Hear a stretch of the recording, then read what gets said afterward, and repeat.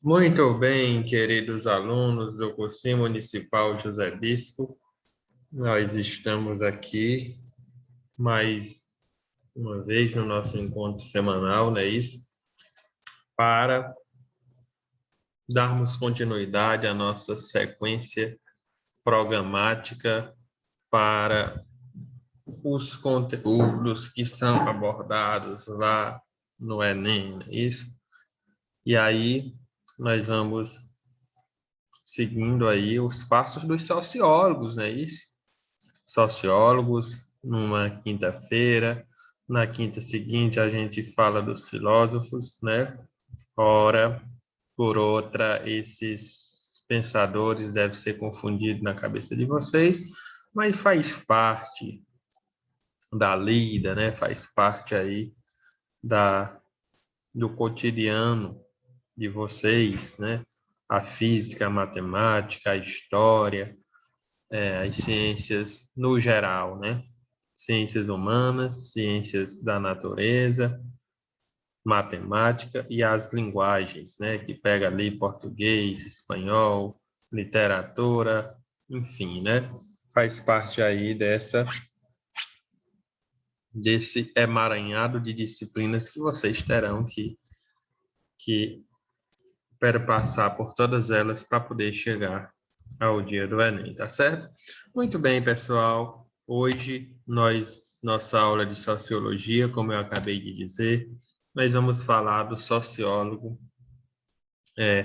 alemão Max Weber, né? A sociologia weberiana, não é isso?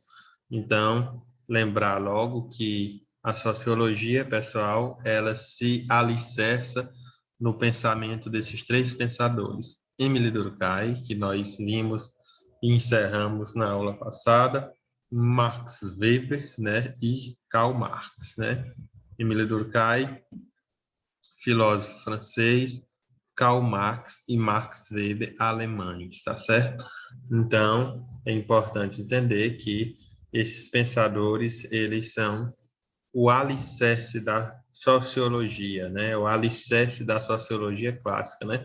É claro que nos tempos contemporâneos, agora século XX, viveu até próximo de nós, até ano de 2018, um sociólogo contemporâneo de grande nome para a sociologia, o que falou da modernidade ali, que é o Bauman, né? Sigmund Bauman, né?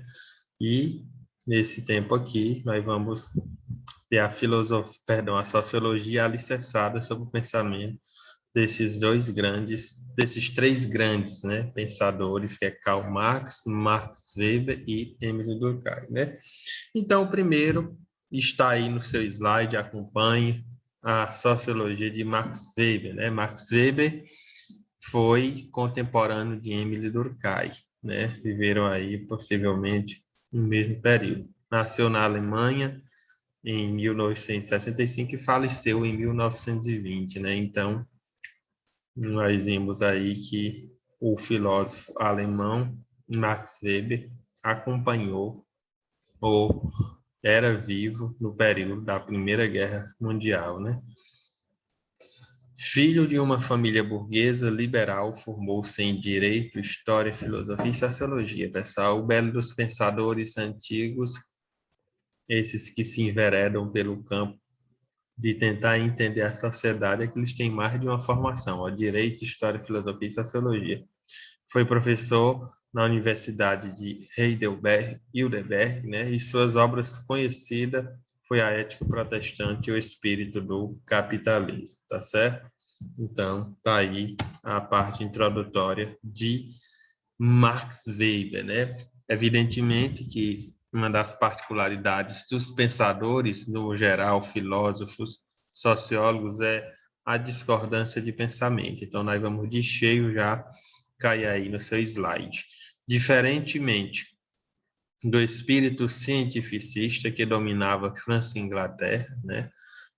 Explicitados nas crenças positivistas. As crenças positivistas são essas crenças que está relacionado ou que está diretamente ligado ao pensamento de Durkheim e também do seu contemporâneo, antecessor na questão do pensamento sociológico, que é Augusto Comte, tá certo?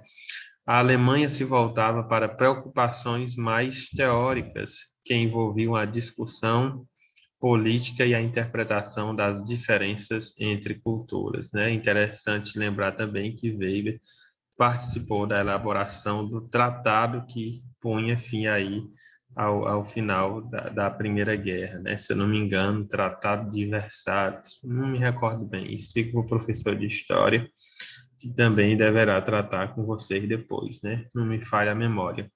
Weber manifestou essas preocupações em sua concepção de sociologia, está aí no seu slide, que se distinguia radicalmente da compreensão de Durkheim, enquanto Durkheim procurava construir seu objeto de pesquisa a partir das ciências naturais, Weber tentava inserir a sociologia em uma perspectiva historiográfica e interpretativa, né? Então aí nós já estamos vendo, já estamos observando a diferença de pensamento, né?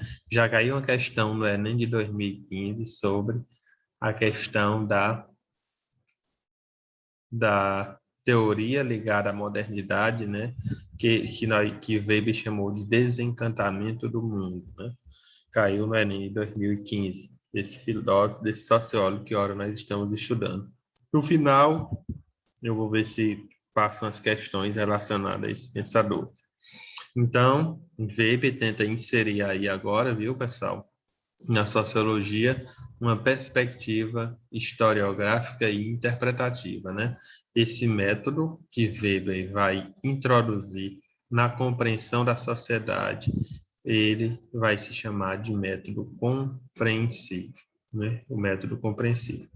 Para ele, não pode ser ignorado o caráter particular e específico de cada formação cultural, em nome de elementos gerais, né?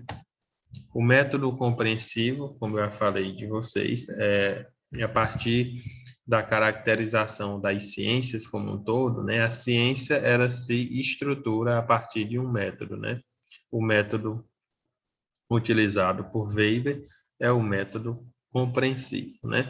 Então, ele elaborou, a partir desse método, que privilegia a interpretação e a compreensão, o método compreensivo busca os significados que constituem os eventos humanos, sendo mais apropriados para as ciências humanas, né?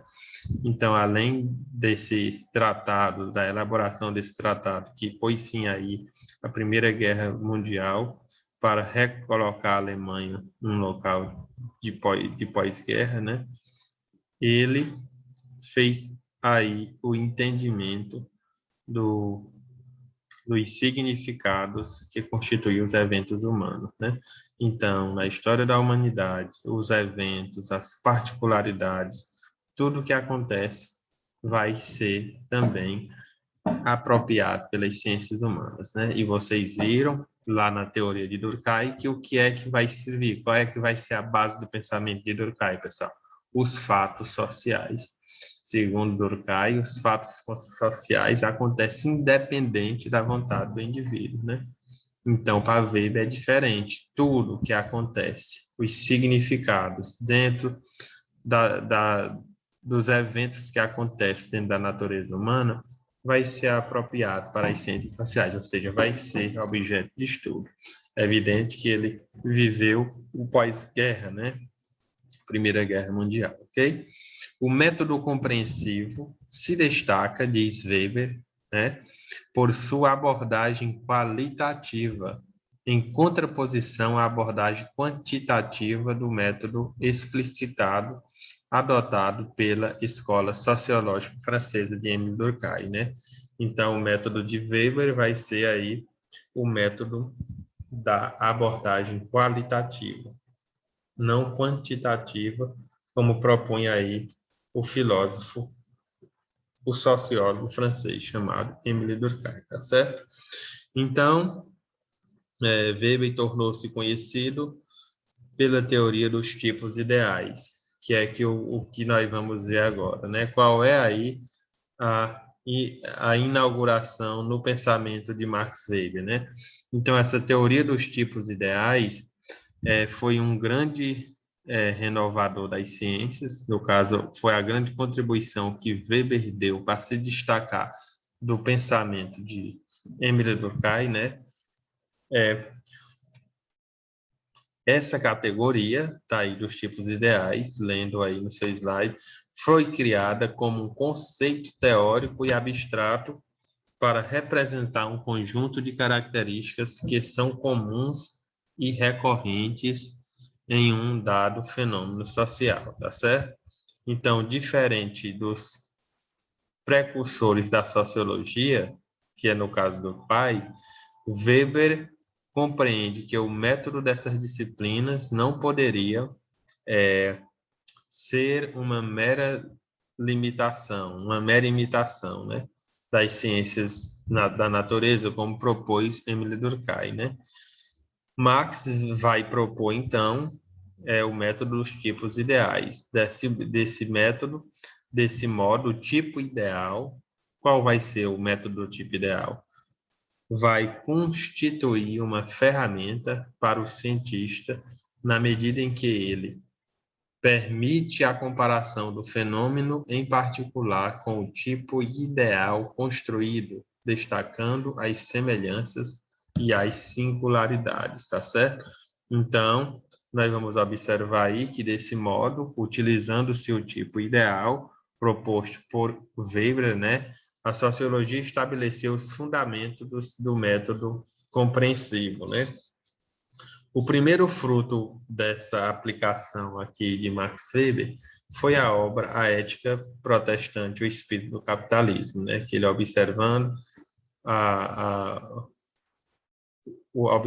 a vida dos calvinistas, ele chegou à seguinte conclusão, né? Então, qual é o tipo ideal observado nessa obra de Max Weber, né? Trabalhando sobre os tipos ideais da burguesia, a ética protestante e o capitalismo industrial que era nascente naquela época, né?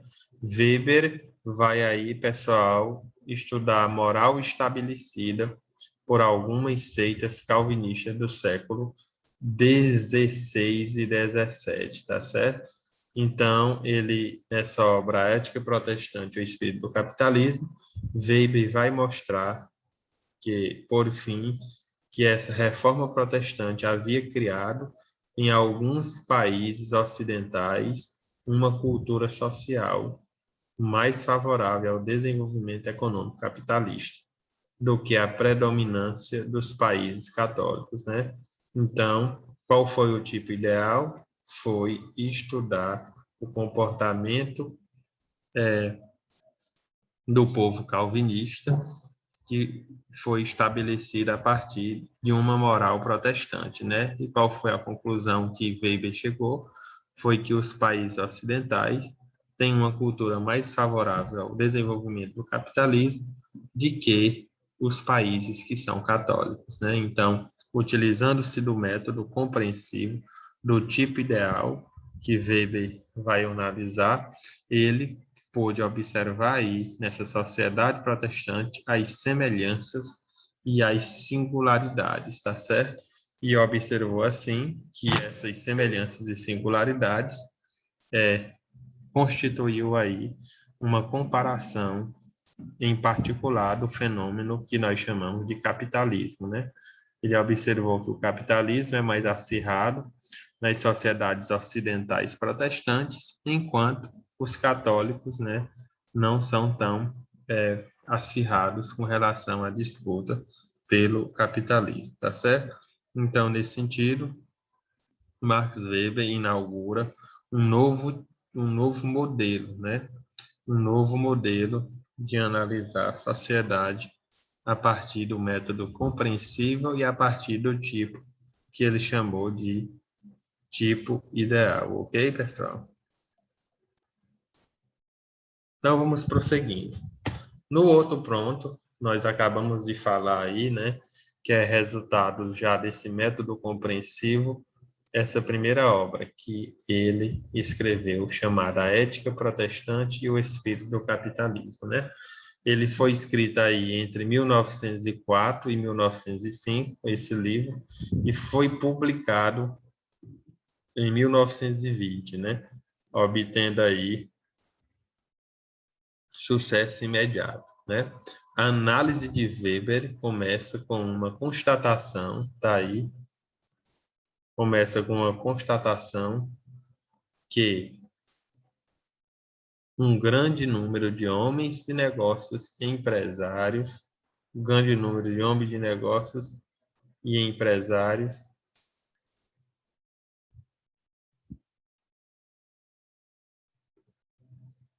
e pessoas bem-sucedidas no mundo capitalista se diziam fiéis do protestantismo calvinista.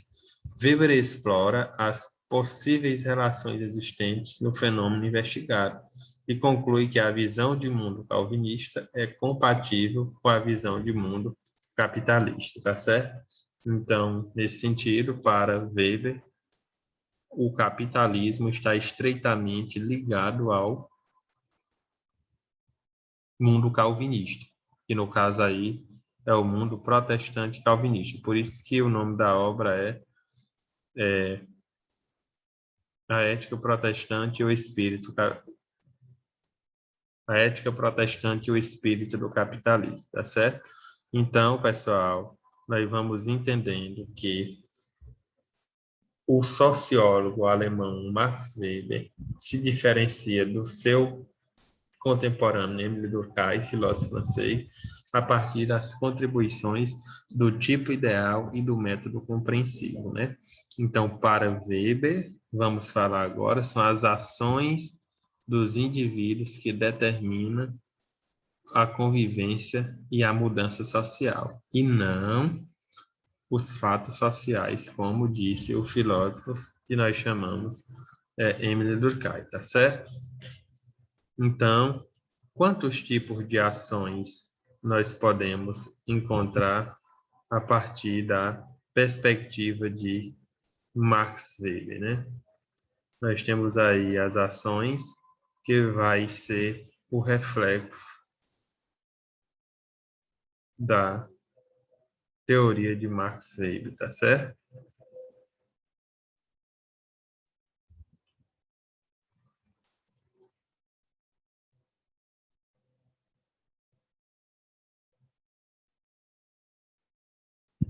Então, quais os tipos de ação? Segundo sua obra Economia e Sociedade, segundo sua obra Economia e Sociedade, Weber identifica três tipos de ações sociais. A ação tradicional é caracterizada pela obediência ao costume e à tradição, sendo identificada especialmente com os laços familiares, tá certo? Então, nesse tipo aí de ação social, nós temos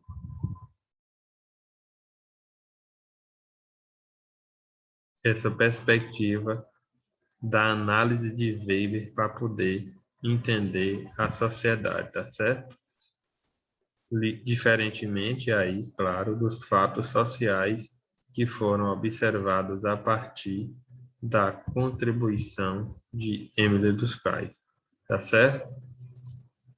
Então, a segunda ação social é a ação afetiva, a ação que se caracteriza pela influência de sentimentos, impulsos e emoções.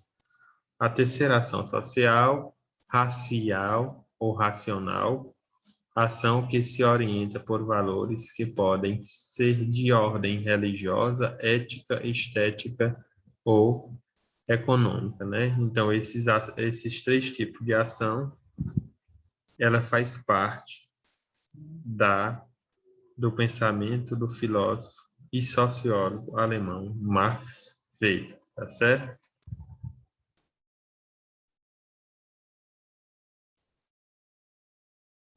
Então, segundo o sociólogo alemão Max Weber, remete a um tipo de conduta, né? Ou seja, o sujeito pratica uma ação e espera uma resposta do outro, né? O ato de escrever uma carta, por exemplo, é tido como uma ação social, viu, pessoal? Então, nesse sentido, são as ações sociais que determinam a mudança social e faz com que a sociedade aconteça. Para Durkheim, são os fatos sociais. Para Weber, as ações sociais acontecem nos pressupostos da história, na medida que o indivíduo convive na história. Para Durkheim, não, esses fatos acontecem independentemente da vontade do indivíduo, tá certo? Então, todos esses conceitos, eles são importantes para entendermos a concepção da teoria de Max Weber, tá certo? E aí eu repito, Max Weber, Karl Marx e Émile Durkheim fazem a tríade do pensamento sociológico. Eles são também considerados clássicos da sociologia, tá vendo? Os clássicos da sociologia. Diante dele, todas a sociologia se fortaleceu e fez com que virasse ciência, tá certo?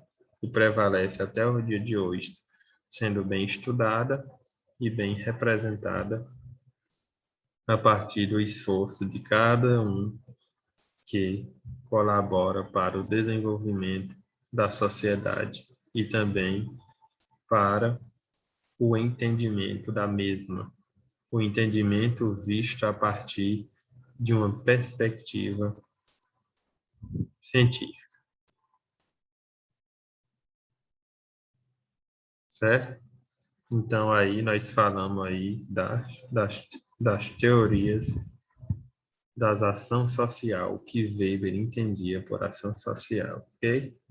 A outra coisa importante dentro do pensamento de Max Weber seria o conceito de Estado, né? Concepção de Estado e tipos de dominação, né? Então, dentro do Estado desse território, né? Weber vai dar duas características principais para a definição de Estado. A primeira delas é a territorialidade, né? A gente se limita, né? O Piauí se limita com o Ceará, Maranhão limita com o Piauí, enfim. Se eu for pegar a nível de país, o Brasil tem o seu território, né? Então, sua definição de Estado se tornou uma referência constante na compreensão da política atual, né? Sobretudo com a compreensão do Estado moderno, né? O Estado é uma relação de homens que domina seus iguais, mantida pela violência considerada legítima, né? Então, para Weber, há três tipos ideais que exprimem formas puras de dominação legítima. A primeira delas é a dominação tradicional, caracterizada pela obediência à tradição e aos costumes, normalmente identificados com o poder patriarcal ou poder dos mais velhos, que é considerado natural e espontâneo, né? Então, segundo Weber, os tipos ideais de dominação, que é considerado legítimo, faz com que o Estado se fortaleça, que o Estado exista e que exista aí também essa relação entre os homens, tá certo?